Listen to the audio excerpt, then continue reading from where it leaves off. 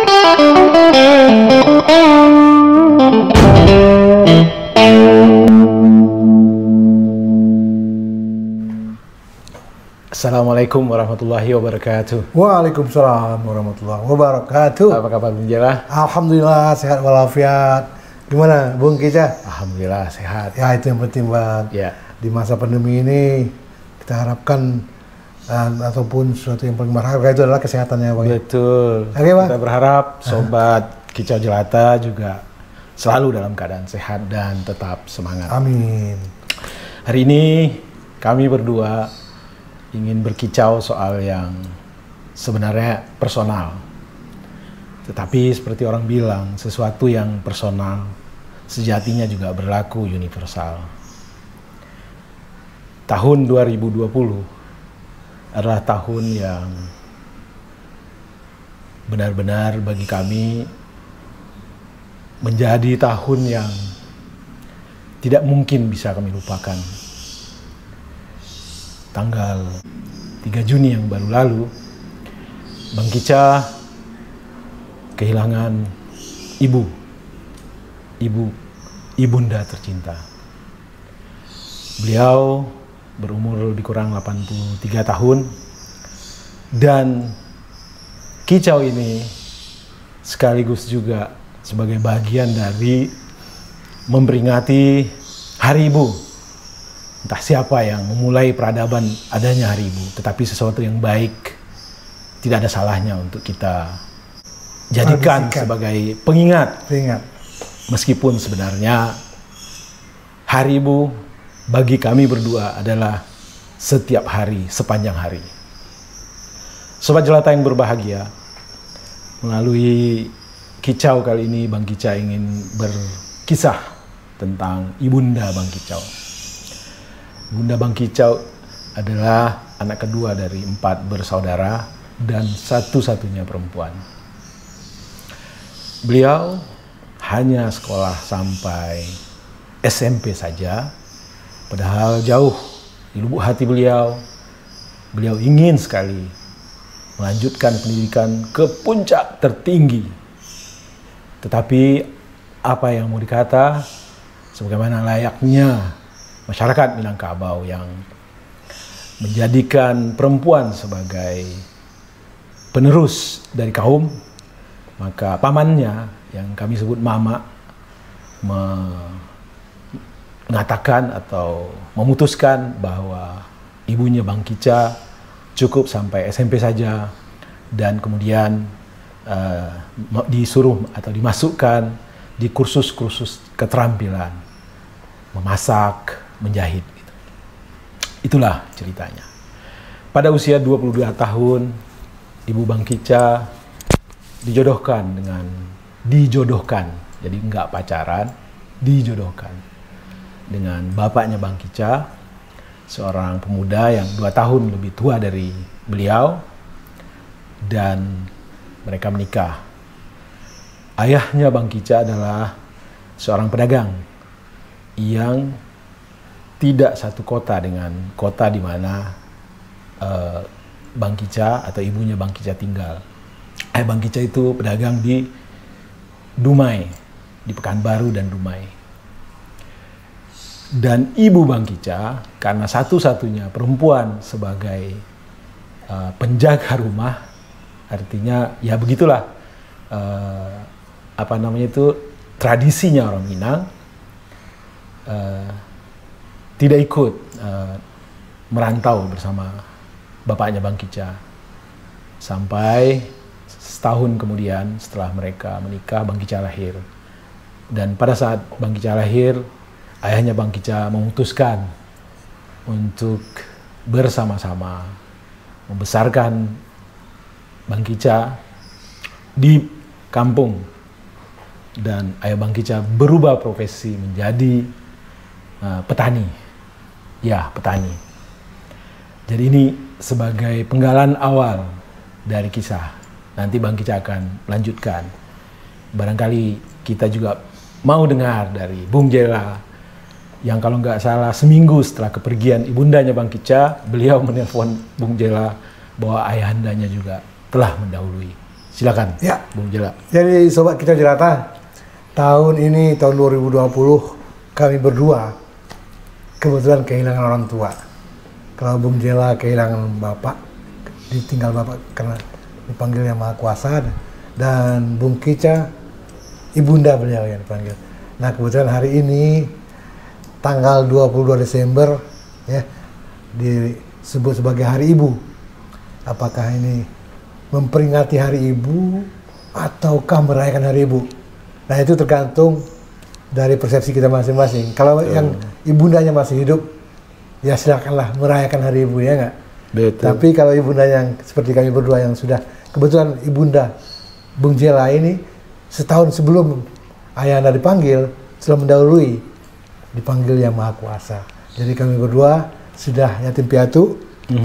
Ya, kemudian untuk yang masih hidup silakan untuk merayakan, tapi yang sudah ibundanya sudah mendahului dipanggil Yang Maha Kuasa, tentu kita memperingati. Betul. Memperingati dengan arti kita kenanglah jasa-jasa. Dan sebenarnya nggak harus di hari ini, setiap hari kita harus selalu. Nah, kalau kita Muslim, 5 kali kita sholat setiap sehari semalam, ya selayaknya kita mendoakan orang tua kita yang sudah mendahului kita. Tinggal itu yang bisa kita lakukan, mendoakan. Nah, kembali bercerita mengenai orang tua, ibunda Bung Jela telah mendahului setahun sebelumnya dengan background yang berbeda dengan ibundanya Bung Kica. Bung Kica adalah ibu rumah tangga karena tradisi adat Minangkabau.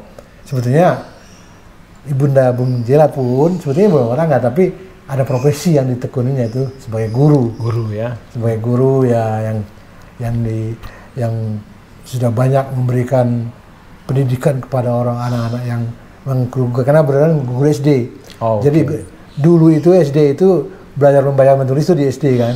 Kalau sekarang kan sudah mulai dari PAUD, dari TK ya. Sekarang dulu kalau SD, jadi udah banyak sekali lah.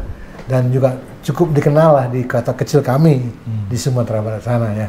Kemudian ayahanda Bung Jela juga seorang pegawai negeri. Jadi dua-duanya memang orang yang bukan petani, bukan pedagang seperti orang tuanya Bang Kica, tapi adalah abdi negara. Nah, dan kita semua pastilah akan berbakti ya pada orang tua kita. Jadi kembali lagi bahwa teman-teman yang orang tuanya masih hidup, apalagi ayah bundanya masih hidup, mari untuk selalu berbakti kepada orang tua, karena kesempatannya sekarang. Betul. Jangan disia-siakan. Sebagaimana Nabi Muhammad SAW menyampaikan bahwa ada seorang bertanya kepada Nabi, kepada siapa kami harus berbakti? Ya Rasulullah. Rasulullah menjawab, ibumu. Kemudian tanya lagi, ibumu lagi. Kemudian ibumu lagi. Artinya 3 kali ibumu baru bapakmu gitu kan. Tapi in prinsip orang tua ya. Orang tua. Jadi berbaktilah kepada orang tua sepanjang beliau masih hadir bersama gitu kan. Tapi kalau yang sudah seperti kami berdua ini, ya kita tinggal mendoakan semoga mendapat tempat yang mulia di sisi Allah Subhanahu wa taala. Dan kita yakin bahwa ada satu saat nanti Allah Subhanahu wa taala akan mempertemukan kita kembali. Di keabadian sana kan gitu. Jadi kembali bahwa orang tua kita benar-benar sudah sangat berjasa ya, menyekolahkan sampai setinggi yang dia bisa. Ya enggak? Dan itu tekadnya. Karena memang mereka hanya sebatas pendidikan sekolah menengah. Tapi mereka bercita-citakan anak-anak mereka, apalagi cucu mereka, dia harus sekolah setinggi-tingginya.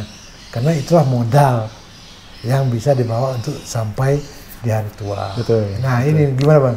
Ya begini, kalau kita bercerita mengenai ayah ibu kita, mungkin nggak habis-habis ceritanya. Betul.